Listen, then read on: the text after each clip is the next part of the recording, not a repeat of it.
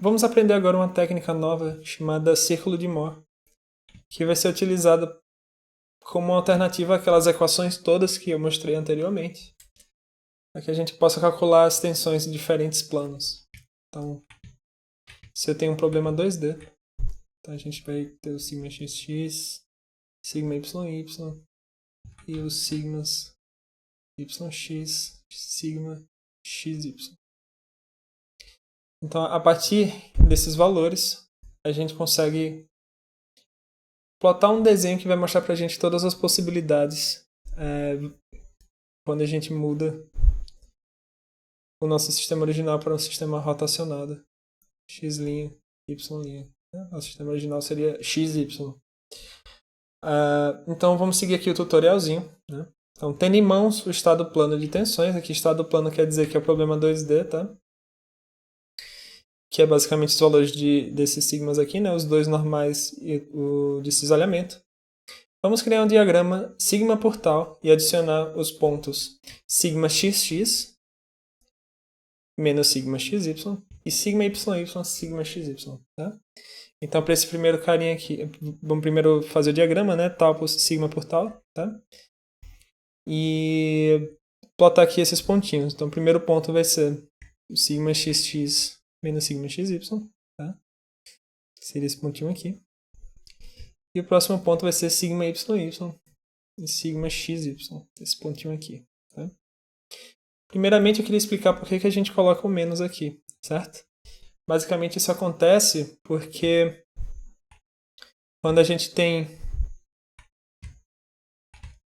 aquele probleminha que eu falei antes, né? Que a gente tem as tensões normais, as tensões de cisalhamento, e do outro lado aqui é igual, né? Se a gente tem esse probleminha aqui, e a gente rotaciona o nosso sistema de coordenadas, né? Um ângulo θ, a gente vai produzir aquele círculo que eu falei na aula anterior. Só que uma coisa que eu não tinha mencionado antes é que quando a gente varia θ positivamente, tá? Esse círculo ele vai ser gerado no sentido oposto, tá? Aqui eu estou girando no sentido anti-horário e aqui eu girei um círculo no sentido horário. Então, para consertar, né, essa direção, basicamente a gente coloca esse menuzinho aqui, tá? De modo que, para uma tensão de cisalhamento positiva, né, na direção que a gente estabeleceu na nossa convenção, no ciclo de Mohr, o nosso tal ele vai ser o sentido oposto, beleza? Só para explicar de onde vem esse sinal de menos. E no caso, esse carinha aqui, ele não tem o sinal de menos, porque ele está correspondendo ao que acontece nesse plano daqui, né, no plano superior. Então vamos supor que se a gente tem o nosso sistema de coordenadas original aqui, xy, e a gente tem sigma xx aqui, sigma xy aqui, sigma yy aqui, e sigma yx aqui. Se a gente agora, em vez de usar esse sistema de coordenadas, a gente usar um outro sistema de coordenadas, tá? Girado 90 graus. Vamos pegar esse carinha aqui girado 90 graus, então aqui a gente teria o nosso x' e aqui o nosso y'.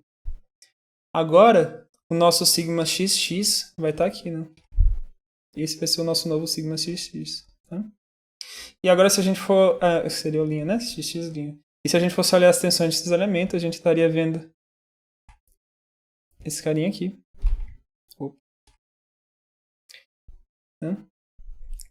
Aqui seria o nosso... essa direção seria o nosso y', essa direção seria o nosso x'. E se a gente pegasse esse cara todo aqui... e rotacionar ele. Basicamente a gente está vendo que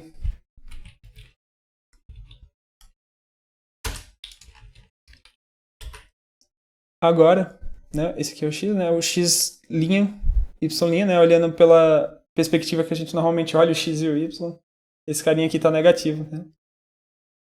Ele é o oposto, certo? Só que como a gente inverteu a nossa convenção aqui para os ângulos baterem, então agora a gente não coloca o sinal de menos nesse carinha aqui, certo? Não sei se ficou confuso, espero que tenha dado para entender. Tá. Agora o que a gente faz? A partir do momento que a gente plotou esses dois pontinhos aqui, seguindo essa convençãozinha que a gente estabeleceu, a gente primeiro vai traçar o diâmetro do círculo, que é justamente ligar esses dois pontos, né? Quando a gente liga, a gente já criou o nosso diâmetro para o círculo de Mohr, tá? E a partir do momento que a gente criou o diâmetro, a gente só precisa desenhar a nossa circunferência aqui, contendo esses pontos, tá? Deixa eu apagar isso aqui, nós teríamos uma circunferência que contém esses dois pontos, tá? E que o diâmetro, né, tem que passar pelo centro da circunferência. Podemos agora esboçar um círculo que representa as diferentes configurações possíveis de tensões em diferentes planos com inclinação θ. Lembrando, né, seguindo a mesma lógica das aulas anteriores, um ângulo θ no nosso sistema de coordenadas, né, esse ângulo θ aqui, ele corresponde a um ângulo 2θ no nosso círculo, certo?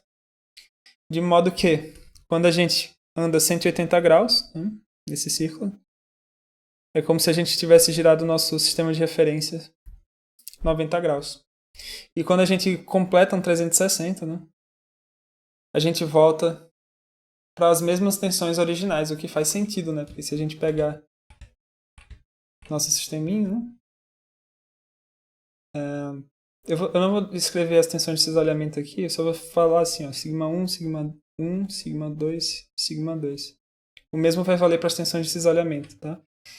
Mas se você tem um sistema de coordenadas assim, x, y, e você inverte ele, você gira ele 180 graus, né? Agora a gente vai ter aqui y' e aqui x'. Basicamente, a gente vai estar vendo as mesmas tensões, né? Na direção x a gente vai ter sigma 1, na direção x aqui a gente tinha sigma 1 antes. Não precisa trocar nenhum sinal, a gente tem exatamente o mesmo estado de tensões, certo? É por isso, né, que quando a gente dá uma volta nesse círculo, ou seja, a gente volta para exatamente as mesmas tensões que a gente tinha antes aqui,